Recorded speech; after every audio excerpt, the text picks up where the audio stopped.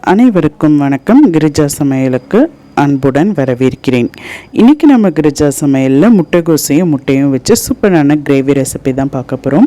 இது சப்பாத்தி, பூரி, இட்லி, தோசை, பிரியாணி, புலாவ் எல்லாத்துக்குமே சைட் டிஷ்ஷாக வச்சு சாப்பிட்றதுக்கு ரொம்பவே டேஸ்ட்டாக இருக்கும்.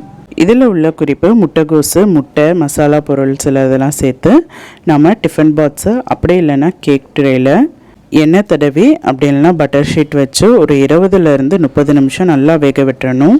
இந்த ரெசிபி எப்படி செய்கிறதுன்னு பார்க்குறதுக்கு முன்னாடி கிரிஜா சமையல் நீங்கள் இன்னும் சப்ஸ்கிரைப் பண்ணலன்னா சப்ஸ்கிரைப் பண்ணிக்கோங்க. பக்கத்தில் இருக்கிற பெல் ஐக்கான் ப்ரெஸ் பண்ணிக்கோங்க. அப்போ தான் நான் போடுற வீடியோ உங்களுக்கு உடனடியாக வந்து சேரும். வாங்க வீடியோக்குள்ளே போகலாம். நான் 5லேருந்து 6 பேருக்கு செய்ய போகிறேன். ஒரு மீடியம் சைஸ் முட்டைகோஸில் அரை முட்டைகோஸ் மட்டும் நீங்கள் இந்த மாதிரி துருவி எடுத்து வச்சுருங்க. நல்லா பொடி பொடியாக கட் பண்ணி எடுத்து வச்சுருங்க. இல்லைனா தேங்காய் துருவுறதுல பெரிய கிரேட்டரில் துருவி இந்த மாதிரி எடுத்துக்கோங்க. அதை ஒரு பாத்திரத்தில் சேர்த்து நம்ம இதை நல்லா கொஞ்ச நேரம் வேக வைக்க போகிறோம். கூடவே 1/4 டீஸ்பூன் அளவுக்கு மட்டும் மஞ்சத்தூள் சேர்த்துக்கோங்க. மஞ்சத்தூள் சேர்த்து கொஞ்சமாக தண்ணி சேர்த்துக்கோங்க. ஒரு 1/4 கப் அளவுக்கு மட்டும் தண்ணி சேர்த்துக்கோங்க. அதிகம் சேர்க்க வேண்டாம். கோஸில் இருந்தே வர நமக்கு தண்ணி வரும். அதனால் அதிகம் சேர்த்துறாதீங்க, இல்லைனா ரொம்ப சொதன்னு ஆகிடும். 2லேருந்து 3 டேபிள் ஸ்பூன் அளவுக்கு மட்டும் நீங்கள் தண்ணி தெளித்த மாதிரி தெளிச்சிட்டு முடி போட்டு வேக விட்டுருங்க. 3லேருந்து 4 நிமிஷம் அந்த தண்ணியெலாம் ஈரப்பதம்லாம் போயிட்டு நல்லா வெந்து வரட்டும். அது வர முடி போட்டு வேக விட்டுருங்க. இப்போ நமக்கு முட்டைகோஸு நல்லா வெந்து வந்துருச்சு. நம்ம சேர்த்த தண்ணியெலாம் கொஞ்சம் கூட இல்லாமல் ட்ரையாக இந்த மாதிரி வெந்து வந்திருக்கணும். இப்போ இதை கம்ப்ளீட்டாக ஆற விட்டுருங்க. அடுத்து நான் 5 பேருக்கு செய்கிறதுனால 5 முட்டை எடுத்திருக்கேன். ஒரு சின்ன பவுலில் முட்டையை உடச்சி ஊற்றிக்கங்க. நான் 5 முட்டையுமே உடச்சி ஊற்றிக்கிட்டேன். கூடவே மிளகுத்தூள் அரை டீஸ்பூன் அளவுக்கு மிளகுத்தூள் சேர்த்துக்கங்க. 1/4 டீஸ்பூன் அளவுக்கு பெருங்காய பொடி சேர்த்துக்கங்க. கூடவே 1/4 டீஸ்பூன் அளவுக்கு மட்டும் இதில் உப்பு இப்போதைக்கு கொஞ்சம் சேர்த்துக்கலாம். கொஞ்சமாக பொடியாக கட் பண்ணி வச்சுருந்த கொத்தமல்லி பொடி பொடியாக கட் பண்ணி கொஞ்சமாக சேர்த்துக்கங்க. அடுத்து நம்ம வேக வச்சு எடுத்து வச்சுருந்த முட்டைகோசையும் சேர்த்துக்கலாம். நம்ம இதிலையே மஞ்சத்தூள் சேர்த்ததுனால முட்டைக்கு தனியாக சேர்க்கணுன்னு அவசியம் இல்லை. நல்லா ஒரு விஸ்கரை வச்சு நல்லா மிக்ஸ் பண்ணிக்கோங்க. நல்லா கலந்து விட்டுக்கங்க. நல்லா அடித்து அந்த முட்டைகோஸு முட்டையெல்லாம் சேர்ந்து நல்லா கலந்து வரணும். அது வர நல்லா கலக்கி விட்டுக்கங்க. நல்லா மிக்ஸ் பண்ணி விட்டதுக்கப்புறமா இதை ஒரு கேக் ட்ரே அப்படி இல்லைன்னா டிஃபன் பாக்ஸு நீங்கள் எது வேணுமோ நீங்கள் யூஸ் பண்ணிக்கோங்க. இதில் எண்ணெய் நல்லா அப்ளை பண்ணிக்கோங்க. ஏன்னா நம்ம வேக வச்சு எடுத்ததுக்கு பிறகு நமக்கு லைட்டாக மட்டும் அடிப்பிடிக்கும். நம்ம ஊற வச்சு தான் தேய்க்கிற மாதிரி இருக்கும். அதனால் நீங்கள் நார்மலாக வீட்டில் யூஸ் பண்ணுற டிஃபன் பாக்ஸ் எடுத்துக்கோங்க. அப்படி இல்லைன்னா கேக் ட்ரே இந்த மாதிரி ஏதாவது ஒரு பாத்திரத்தில் எண்ணெய் தேய்ச்சி நீங்கள் வேக வச்சு எடுத்துக்கணும். டிஃபன் பாக்ஸ்னால் நீங்கள் மூடி சேர்த்து இட்லி பாத்திரத்தை வேக வச்சிடலாம். நான் கேக் ட்ரேன்றதுனால நான் அலுமினியம் ஃபாயில் ஷீட்டை நான் வச்சுருக்கேன். அலுமினியம் ஃபாயில் ஷீட்டை வச்சு நீங்கள் க்ளோஸ் பண்ணிக்கோங்க. இந்த மாதிரி நீங்கள் முடி போட்டு எண்ணெய் அப்ளை பண்ணிவிட்டு முட்டை ஊற்றிட்டு முடி போட்டு டிஃபன் பாக்ஸில் கூட நீங்கள் தனியாக வேக வச்சு எடுத்துக்கலாம். இட்லி பாத்திரத்தில் தண்ணி ஊற்றி கொதிக்க வச்சுருங்க. நார்மலாக நம்ம இட்லி பிளேட்டையே நம்ம வச்சுக்கலாம். அதுக்கு மேலே இந்த மாதிரி ஃப்ளாட்டான பிளேட்டை பின்பக்கம் திருப்பி வச்சுடுங்க. அதுக்கு மேலே நான் கேக் ட்ரேவை எடுத்து வச்சுக்கிறேன். இப்போ இட்லி குக்கரை முடிக்கிறேன். மூடி 20 நிமிஷம் 20லேருந்து 30 நிமிஷம் இது வேகிறதுக்கு டைம் எடுக்கும். இப்போ அப்படியே மீடியம் ஃப்ளேம்லேயே வச்சு நல்லா வேக விட்டுருங்க. இட்லி பாத்திரத்தில் கொஞ்சம் அதிகமாகவே தண்ணி சேர்த்துக்கங்க. அது வேகிறதுக்குள்ளே நம்ம அரைக்கிற மசாலாலாம் நம்ம ரெடி பண்ணிக்கலாம். 5 மீடியம் சைஸ் தக்காளி எடுத்துக்கங்க. தக்காளி எடுத்து ஒரு மிக்ஸி ஜாரில் கட் பண்ணி சேர்த்து தண்ணி சேர்க்காமல் அரைச்சி எடுத்துகிட்டு வந்து தனியாக வச்சுடுங்க. அடுத்து 1.5 இன்ச் அளவு இஞ்சி பொடியாக கட் பண்ணி எடுத்துக்கங்க.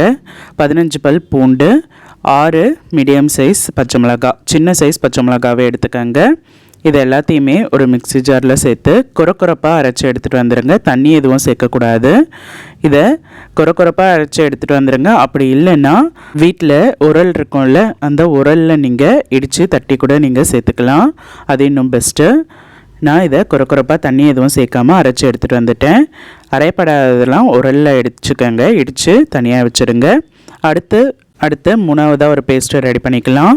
5லேருந்து 6 முந்திரி பருப்பு மிக்ஸி ஜாரில் சேர்த்துக்கங்க. கூடவே அரை கப் அளவுக்கு துருவி வச்சுருந்த தேங்காய், 1/2 டீஸ்பூன் அளவுக்கு கசகசா சேர்த்துக்கங்க. இது எல்லாமே நமக்கு அந்த கிரேவிக்கு நல்ல திக்னஸ் எடுத்து கொடுக்கும். டேஸ்ட்டும் நல்லாயிருக்கும். கூடவே கொஞ்சமாக தண்ணி சேர்த்துக்கங்க. தண்ணி சேர்த்து இது நல்லா மையாக அரைச்சி எடுத்துகிட்டு வந்துடுங்க. இந்த மாதிரி ஸ்மூத்தாக அரைச்சி இருக்கணும். இதையும் தனியாக இப்போ வச்சுடுங்க. அடுத்து பொடியாக கட் பண்ணி வச்சுருந்த 4லேருந்து 5 மீடியம் சைஸ் வெங்காயம் நல்லா பொடியாக ஃபைனாக கட் பண்ணி எடுத்துருங்க. நான் சாப்பரில் தான் கட் பண்ணி எடுத்திருக்கேன்.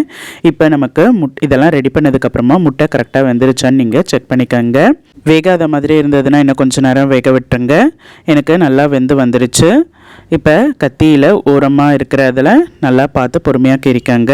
கத்தியால் பொறுமையாக கீறி பிளேட்டில் திருப்பி போட்டு நீங்கள் மேலே தட்டினீங்கனாலே இந்த மாதிரி கீழே விழுந்துடும். இந்த கேக் ட்ரேலையே அடியில் லைட்டாக ஒட்டிகிட்ருக்கு பாருங்கள். இதை ஊற வச்சு நீங்கள் கழுவிக்கங்க. உங்களுக்கு டிஃபன் பாக்ஸ் அப்படி இல்லைன்னா கேக் ட்ரே எதாக இருந்தாலும் லைட்டாக ஒட்ட தான் செய்யும். நீங்கள் அதுக்கேற்ற மாதிரி எந்த பாக்ஸும் நீங்கள் பார்த்து வேக வச்சு எடுத்துக்கோங்க. இப்போ வேக வச்சு எடுத்ததை தனித்தனியாக க்யூபாக கட் பண்ணிக்கோங்க. இப்போ பன்னீருக்கெலாம் பெரிய பெரிய க்யூபாக போடுவோம்ல, அந்த மாதிரியும் நீங்கள் கட் பண்ணிக்கலாம். இல்லை மீடியம் சைஸாக இந்த மாதிரி க்யூபாகவும் நீங்கள் கட் பண்ணிக்கலாம். அடுத்து அதை நம்ம ரோஸ்ட் பண்ணிக்க போகிறோம். ஒரு கடாயில் 1 டேபிள் ஸ்பூன் அளவுக்கு எண்ணெய் சேர்த்துக்கோங்க.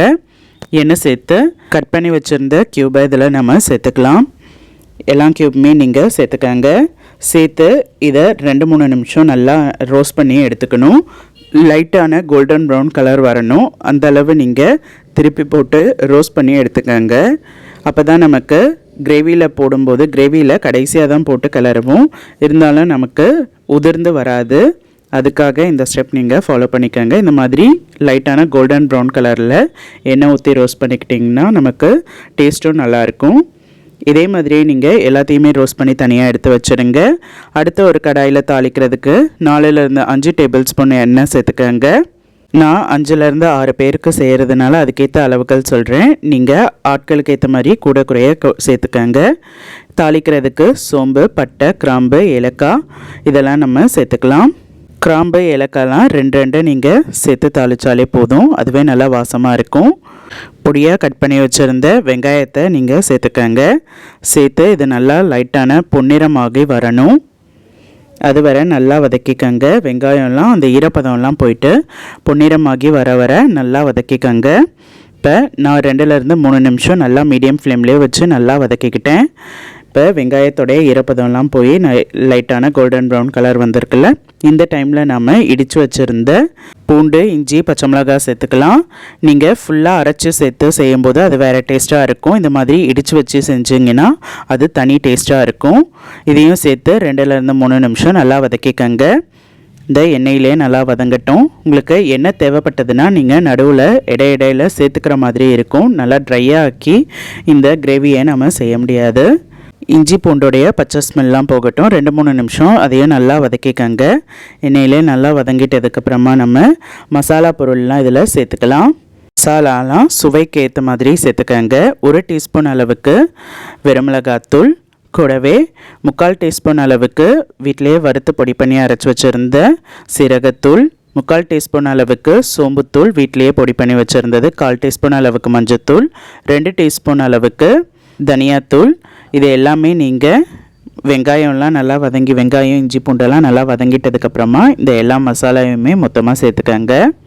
சேர்த்து இதுவும் நல்லா பச்சை ஸ்மெல் போகணும். கூடவே உப்பு தேவையான அளவு சேர்த்துக்கங்க. இப்போ இந்த கிரேவிக்கு தேவையான அளவு உப்பு சேர்த்துக்கங்க. ஏற்கனவே நம்ம முட்டையில் கொஞ்சமாக சேர்த்துருக்கோம். நான் 1/4 டீஸ்பூன் அளவுக்கு தான் அதுக்கு தேவையான அதை மட்டும் சேர்த்தேன். இப்போ கிரேவிக்கு தேவையான அளவு உப்பு சேர்த்துக்கங்க. உப்பு சேர்த்து நல்லா பச்சை வாசம்லாம் போகணும். 2-3 நிமிஷம் நல்லா வதக்கிக்கங்க. இந்த எண்ணெயிலே வதக்கிக்கங்க. அப்படி இல்லைன்னா கொஞ்சமாக நீங்கள் தண்ணி தெளித்து கூட நீங்கள் அந்த பச்சை வாசம் போகிற அளவு நல்லா வதக்கிக்கங்க. 2-3 நிமிஷம் நல்லா வதக்கிட்டதுக்கப்புறமா நம்ம அரைச்சி வச்சுருந்த தக்காளி விழுதை சேர்த்துக்கலாம். விழுதை சேர்த்து இந்த மசாலா, வெங்காயம்லாம் சேர்ந்து வர மாதிரி நல்லா மிக்ஸ் பண்ணி விட்டுக்கோங்க. மசாலா சேர்த்து 2-3 நிமிஷம் நல்லா வேக விட்டதுக்கப்புறமா தக்காளியும் சேர்த்து லைட்டாக ஈரப்பதம்லாம் போய் வரட்டும். அது வர நல்லா வதக்கி விட்டுருங்க. இப்போ வதக்கி விட்டுட்டு தக்காளியை மூடி போட்டு ஒரு 7 நிமிஷம் நம்ம எண்ணெய் பிரியிற அளவு நடுவில் நீங்கள் எடுத்து கிளறி விட்டுக்கிட்டே இருங்க. 7 நிமிஷம் மீடியம் ஃப்ளேம்லேயே வச்சு மூடி போட்டு நீங்கள் நல்லா இந்த மாதிரி எண்ணெயெல்லாம் பிரிஞ்சு வர அளவு நல்லா வதக்கிக்கணும். அப்போ தான் தக்காளியோடைய பச்சை ஸ்மெல்லும் போகும், மசாலாவோடைய பச்சை ஸ்மெல்லும் போகும். தக்காளி நல்லா வதங்கிட்டதுக்கப்புறமா 7லேருந்து 8 நிமிஷம் நல்லா வதங்கிட்டதுக்கப்புறமா நீங்கள் அரைச்சி வச்சுருந்த தேங்காய் விழுதை சேர்த்துக்கங்க. தேங்காய் விழுதை சேர்த்து கொஞ்சமாக மிக்ஸி ஜார்லேயே தண்ணி சேர்த்துக்கங்க. தண்ணி சேர்த்து அதையும் சேர்த்துருங்க. இது நம்ம திக்காக இருக்கும். வெங்காயம், தக்காளி எல்லாமே நம்ம சேர்த்துருக்கோம். அது மட்டும் இல்லாமல் கசகசா, தேங்காய் இது எல்லாமே எல்லாமே சேர்த்துருக்கோம். அதனால் நல்லா திக்காகி வரும். உங்களுக்கு தேவையான அளவு நீங்கள் தண்ணி சேர்த்துக்க வேண்டியிருக்கும். ரொம்ப திக்காக இருந்தால் நமக்கு தேங்காவுடைய பச்சை ஸ்மெல்லாம் போகாது.